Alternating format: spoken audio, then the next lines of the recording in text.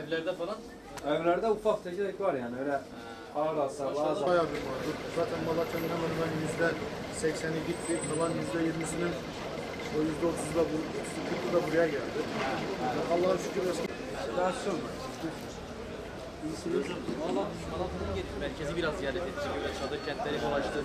Allah razı olsun. Sonra yardım kuruluşları falan vardı. Biraz da açıkçası burada biraz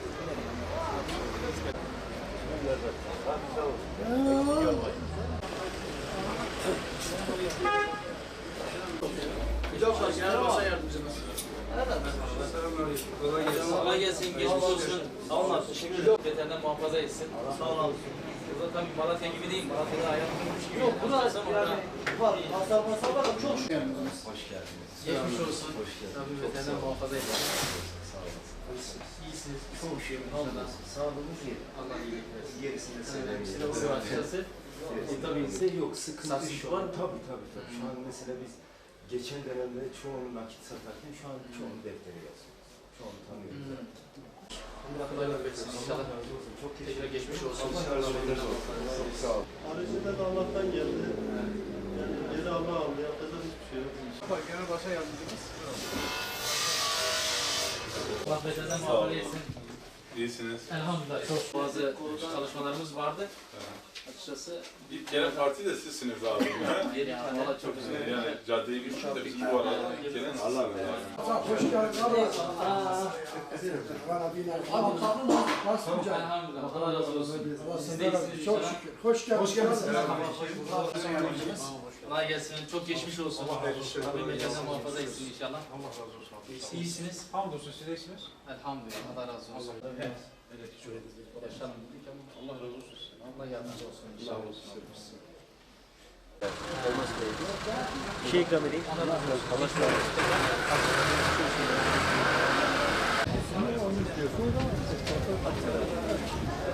Çok geçmiş olsun. Allah bizden muhafaza etsin. Çok yardım. Tekrar hayırlı olsun. Allah bizden muhafaza etsin.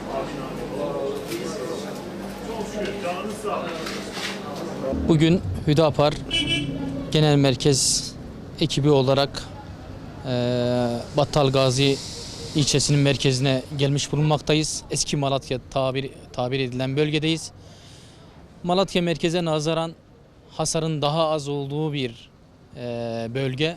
Evet, can kaybının hemen hemen hiç olmadığı ama yapıların önemli oranda hasar gördüğü bir bölge. Esnaf burada daha kısa bir süre içerisinde toparlanmış ve hayat daha canlı gözükmektedir. Bununla birlikte tabii burada ciddi bir nüfus artışı söz konusu. Bu nüfus artışıyla birlikte özellikle bazı sektörlerde inşaat malzemesi, nalbur, hırdavat ve soba ve elektrikli ev eşyalarıyla ilgili olarak bazı sektörlerde mal tedariki noktasında bazı sıkıntılarını dile getirdi esnaf. Diğer taraftan tabii alım gücünün ciddi anlamda düştüğünü ve nakit döngünün alabildiğince zorlaştığından bahsetti.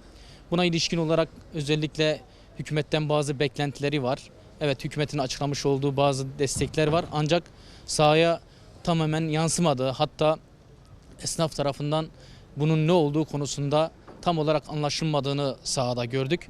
Bir an önce hükümetin özellikle esnaf ve sanatkarlara yönelik olarak bu hibe desteklerini daha somutlaştırması ve sahaya bir an önce yansıtması gerekmektedir.